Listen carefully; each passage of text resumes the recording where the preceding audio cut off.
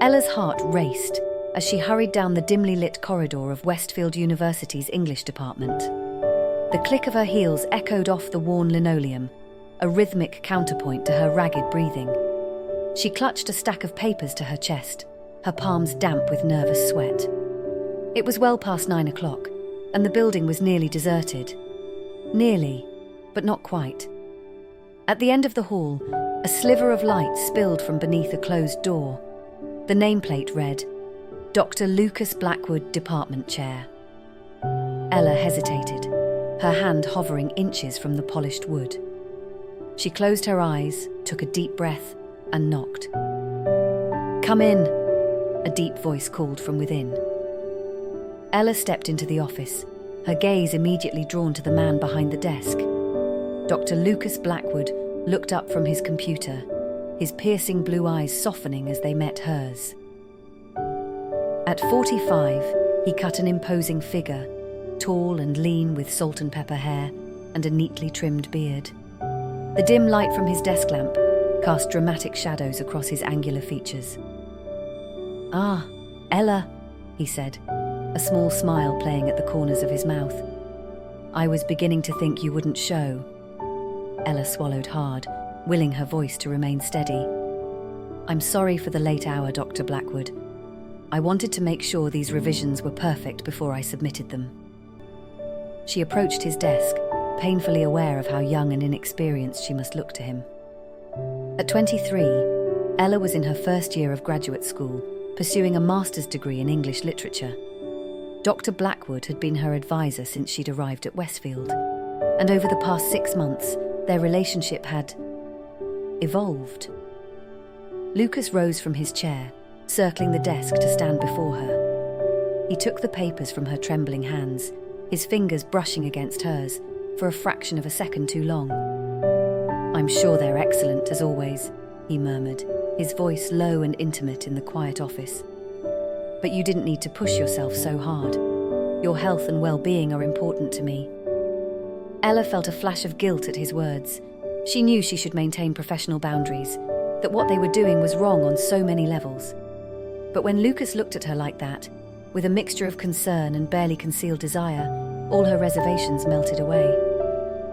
"I wanted to impress you," she admitted, her cheeks flushing. "Your opinion means everything to me." Lucas set the papers aside and took a step closer. Ella could smell his cologne, a heady mix of sandalwood and citrus that made her head spin. "Ella," he said softly, reaching out to tuck a stray strand of hair behind her ear. "You've already impressed me more than you know." Their eyes locked, and for a moment the world seemed to stand still. Ella's breath caught in her throat as Lucas leaned in, his lips mere inches from hers.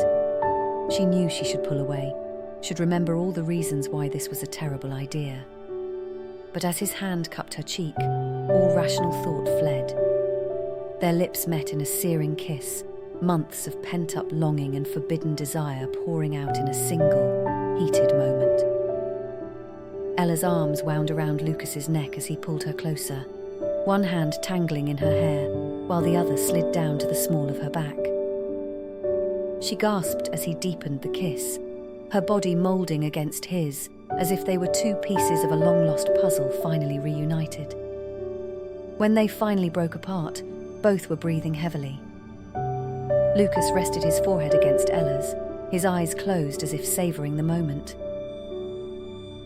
"We shouldn't be doing this," he whispered, even as his arms tightened around her. Ella nodded, her heart pounding. "I know," she replied, "but I can't help how I feel about you, Lucas. I've tried to fight it, but..." He silenced her with another kiss, softer this time but no less intense. "I know, sweetheart. I've tried to fight it too, but you've bewitched me, body and soul." They stood there for a long moment, holding each other in the dimly lit office, both acutely aware of the line they had just crossed. Ella knew that their lives would never be the same after tonight, that they were embarking on a dangerous and potentially destructive path. But as Lucas's fingers traced gentle patterns on her back, she couldn't bring herself to care. "What do we do now?" she asked, her voice barely above a whisper. Lucas pulled back slightly, his blue eyes searching her face. "We be careful," he said. "We keep this between us, at least until you've finished your degree. And we take things slow. I don't want to rush you into anything you're not ready for." Ella nodded, touched by his consideration. "I want this, Lucas. I want you. Whatever comes next, we'll face it together." He smiled, a rare, unguarded expression that made him look years younger. "Together," he agreed, sealing the promise with another kiss. As they left the office that night, walking out into the cool autumn air, Ella felt a mixture of exhilaration and trepidation. She knew that the path ahead would be fraught with challenges, that they were risking everything: her academic future, his career, their reputations. But as Lucas's hand found hers in the darkness, she couldn't help but feel that it was worth it. Little did she know that this night would set in motion a chain of events that would test their love, their loyalty, and their very souls. The weeks that followed were a whirlwind of stolen moments and secret rendezvous. Ella and Lucas were careful, almost painfully so, to maintain a facade of professionalism in public. During class discussions, he called on her with the same impartial tone he used with other students. In department meetings, she kept her eyes respectfully lowered, speaking only when directly addressed. But in private, their passion burned white-hot. They met in his office after hours, in secluded corners of the library stacks, and once, daringly, in an empty lecture hall between classes. Each encounter left Ella breathless and yearning for more, even as a small voice in the back of her mind whispered that what they were doing was wrong. It was during one of these clandestine meetings, nearly 2 months into their affair, that Ella first noticed a change in Lucas. They were in his office, the blinds drawn and the door locked. Ella sat perched on the edge of his desk, her skirt hiked up around her thighs, as Lucas stood between her legs, trailing kisses along her neck. "I love you," she murmured, lost in the sensation of his lips on her skin. Lucas froze, his body suddenly tense against hers. He pulled back, his expression unreadable in the dim light. "Ella," he said, his voice strained. "We need to be careful. We can't let our emotions get the better of us." Ella felt as if she'd been doused with cold water. She slid off the desk, smoothing down her skirt with trembling hands. "I'm sorry," she said, fighting back tears. "I didn't mean to make you uncomfortable. I thought you felt the same way." Lucas ran a hand through his hair, looking suddenly older and more tired than she'd ever seen him. "It's not that simple," he said. "You're young, Ella. You have your whole life ahead of you. I'm at a different stage in my life. We need to be realistic about what this is." The words hit Ella like a physical blow. She took a step back, wrapping her arms around herself, as if to ward off a chill. "What are you saying?" she asked, her voice small and hurt. "That this is just, what? A fling? An affair?" Lucas sighed heavily. "I care about you, Ella, more than I should. But we both knew from the beginning that this couldn't last forever. There's too much at stake." Ella felt tears welling up in her eyes, hot and angry. "I thought you were different," she said. "I thought what we had was special. But I guess I was just naive, wasn't I? Just another stupid girl with a crush on her professor." She turned to leave, but Lucas caught her arm. "Ella, wait. Please, it's not like that. I need time to think, to figure out what this means for both of us." Ella jerked her arm away. "Take all the time you need, Dr. Blackwood," she spat, emphasizing his title. "I won't bother you again." She stormed out of the office, leaving Lucas standing alone in the shadows. As she hurried down the hallway, tears streaming down her face, Ella felt as if her world was crumbling around her. She had given Lucas her heart, her trust, her very soul, and he had thrown it all away with a few careless words. Over the next few weeks, Ella threw herself into her studies with a fervour that bordered on obsession. She avoided Lucas as much as possible, skipping his office hours and sitting at the back of the lecture hall during class. When their eyes did meet, she saw a mixture of regret and longing in his gaze that made her heart ache. It was during this time that Ella began to notice things she had overlooked before. The way Dr. Sarah Chen, a young postdoctoral researcher, always seemed to linger after department meetings, engaged in animated conversation with Lucas. The familiar way Lucas touched Sarah's arm as they laughed together in the faculty lounge. Jealousy, hot and bitter, coursed through Ella's veins. Had she been nothing more than a placeholder? A young, naive distraction until Lucas could pursue someone more appropriate. As the days turned to weeks, Ella's pain began to harden into something darker. She started to see manipulations and ulterior motives in every interaction she'd had with Lucas. The gentle guidance he'd given her on her thesis proposal, the glowing letter of recommendation he'd written for her scholarship application, had it all been part of a calculated seduction? One evening, as Ella was leaving the library after a long study session, she quite literally ran into Sarah Chen. Papers went flying, and as they both knelt to gather them up, Ella caught sight of a familiar handwriting on one of the documents. "I'm so sorry," Sarah was saying, but Ella barely heard her. Her eyes were fixed on the paper in her hand, a love letter, unmistakably in Lucas's flowing script. Words of passion and devotion jumped out at her, making her stomach churn. "Ella, are you all right?" Sarah's concerned voice broke through her shocked haze. Ella looked up, meeting the other woman's eyes. In that moment, she made a decision that would alter the course of all their lives. "Actually, Dr. Chen," she said, her voice steady despite the turmoil in her heart, "there's something I think you should know." The fallout was swift and merciless. Within days of Ella's revelation to Sarah, the entire English department was abuzz with rumours and speculation. Lucas was called before the ethics committee, his tenure suddenly in jeopardy. Ella found herself the subject of pitying looks and whispered conversations that fell silent as soon as she entered a room. She told herself that she had done the right thing, that Lucas deserved to face the consequences of his actions. But late at night, alone in her small apartment, Ella was haunted by doubts. Had she acted out of a sense of justice, or merely wounded pride and jealousy? It was on one such night, nearly a month after their confrontation in his office, that Ella heard a knock at her door. She opened it to find Lucas standing there, looking haggard and unkempt. The sight of him, so different from the polished, confident man she had fallen for, made her heart clench painfully. "Can I come in?" he asked, his voice rough with emotion. "Please, Ella, I need to explain." Against her better judgment, Ella stepped aside to let him enter. Lucas paced the small living room, running his hands through his dishevelled hair.